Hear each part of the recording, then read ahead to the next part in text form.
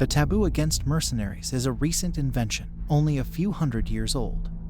Mercenaries were long considered an honorable, albeit bloody trade, and only the past 200 years stigmatized them. As for the previous plus 4,000 years, mercenaries were often the main feature of a war. The word mercenary comes from the Latin mercus, and is no different than the sold or pay due to fighters, from which the word soldier is derived.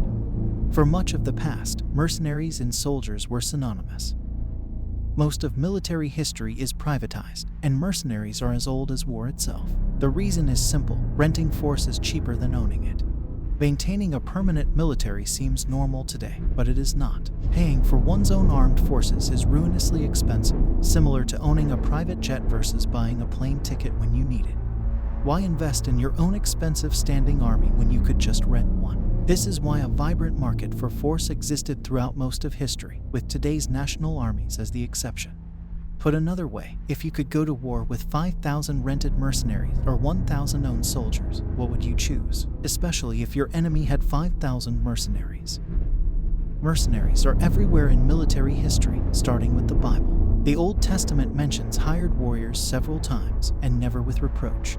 Everyone used them. There was King Shulgi of Ur's army, who reigned from 2029 to 1982 BCE, also Xenophon, who had a huge army of Greek mercenaries, known as the 10,000 in period 401 to 399 BCE, and Carthage relied on mercenary armies in the Punic Wars against Rome between 264 and 146 BCE, including Hannibal's 60,000-strong army, which marched elephants over the Alps to attack Rome from the north. When Alexander the Great invaded Asia in 334 BCE, his army included 5,000 foreign mercenaries, and the Persian army he faced contained 10,000 Greeks. Rome also used mercenaries throughout its 1,000-year reign, and Julius Caesar was saved at Alesia by mounted German mercenaries in his war against Vercingetorix in Gaul. The Middle Ages were a mercenary heyday. Nearly half of William the Conqueror's army in the 11th century was made up of hired swords, as he could not afford a large standing army and there were not enough nobles and knights to accomplish the Norman conquest of England. King Henry II of England engaged mercenaries to suppress the Great Rebellion of 1171 to 1174 because their loyalty lay with their paymaster rather than with the ideals of the revolt. In Egypt and Syria, the Mamluk Sultanate was a regime of mercenary slaves who had been converted to Islam. From the late 10th to the early 15th centuries, Byzantine emperors surrounded themselves with Norse mercenaries, the Varangian Guard, who were known for their fierce loyalty, prowess with the battle axe, and ability to swill vast tankards of brew. Medieval Europe was a hot conflict market, and mercenaries were how wars were fought. Kings, city-states, wealthy families, the church, anyone rich enough could hire an army to wage war for whatever reason they wanted, for honor, survival, theft, revenge, or amusement.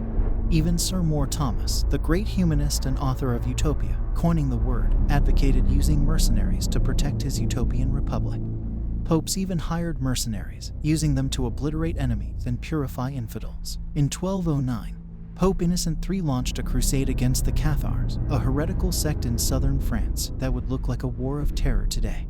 When his mostly mercenary army stormed the city of Béziers, both Orthodox and heretical Christians fled into the church for sanctuary. The papal legate in charge, Arnaud Amalric, ordered the army to seal and burn it, allegedly saying, "Kill them all, God will know his own."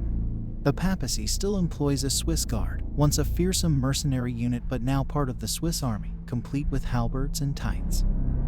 All this led to a medieval world at war. There are uncanny parallels between medieval mercenaries and modern ones. Back then, mercenaries were called condottieri or contractors in Old Italian, just like today. They organized into free companies, now called private military companies, led by CEO-like captains who managed profit and loss. Professional men of arms filled their ranks, coming from different countries and united by a paycheck. They had a hierarchy of subcommanders and administrative machinery that oversaw the fair distribution of loot according to an employee's contract, or a booty clause. The medieval free companies mirror the author's own experiences 800 years later, minus the booty clause. Warfare began to change in the 17th century, and mercenaries with it. European battles became increasingly violent as armies grew larger and weapons more destructive. During the 30 Years' War between 1618 and 1648, Major battles typically involved 50,000 combatants the size of a small city. Armies were predominantly made of mercenaries, and the concept of patriotism was unconnected to military service. That would come later with the rise of nationalism, Napoleonic warfare, and conventional war.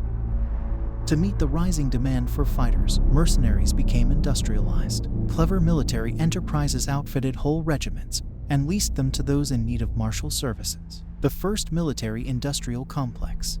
These men were not warriors but war oligarchs, such as Count Wallenstein, who became the richest man in Europe during the 30 Years' War. Later he was killed by his client, an occupational hazard. Rental regiments allowed rulers to wage war on an industrial scale without long-term administrative costs like taking care of wounded veterans or pensions, and this lowered the barrier to entry in war while encouraging ever larger battles. Mercenaries never had it so good, or civilians so bad. Things began to change in 1648. The Peace of Westphalia ended the 30 Years' War, one of the most destructive in European history and comparable to world wars 1 and 2 for Central Europe. Nearly a third of the populations of modern Germany and the Czech Republic were wiped out, and it took the region a century to recover. Rogue mercenary units were to blame for much of it, and leaders of all sides tacitly agreed to put the free market for force out of business by monopolizing it. That is, public armies should replace private ones. In 1989, the Berlin Wall fell, and the Cold War with it. To the Westphalian thinker, it symbolized the everlasting triumph of the liberal democratic state over all others and the Darwinian resolution of world order. In a best-selling book, The End of History and the Last Man, scholar Francis Fukuyama asserted that the end of the Cold War was nothing short of the end of history because it was the end point of mankind's ideological evolution and the universalization of Western liberal democracy as the final form of human government. World peace forever was at hand, according to Fukuyama. He flubbed it, of course, and the phrase end of history is now a meme for daft scholarship. The fall of the Berlin Wall was more than just the end of the Cold War. It marked the beginning of the end of the Westphalian Order too. Rather than the utopia Fukuyama expected, state sovereignty began eroding everywhere. Some states lost control of their territory, as in the conflicts in the Balkans, Indonesia, and Sudan. Other states such as Liberia and Somalia failed altogether. Unconventional wars spiked, and conventional ones dropped to nearly zero. Armed non-state actors began taking over, just like in the Middle Ages. Examples include separatist groups in northern Mali, warlords in eastern Congo, and violent extremists in Yemen. Drug cartels captured states for their own purposes. These narco-states exist mainly in parts of Latin America, and include also Guinea-Bissau in West Africa. Some wanted to topple the Westphalian order altogether. Al-Qaeda and its imitators seek to replace states with a global caliphate governed under Sharia law. One of the first things the so-called Islamic State did after it established the caliphate was bulldoze the border between Iraq and Syria, also known as the Sykes-Picot Line. There is no clearer challenge to the reign of states. The Westphalian order is collapsing in slow motion, and the National Security Strategy in 2002 declared that the United States is now threatened less by conquering states than we are by failing ones. As state power declines, private force rises. The relationship is causal. Without a global sheriff, mercenaries are free to roam the world again in the light of day. The first public mercenary organization emerged in South Africa, ominously called Executive Outcome, and fought across the continent. It put down rebel groups, took oil facilities and diamond mines, and trained client militaries for $40 million a year.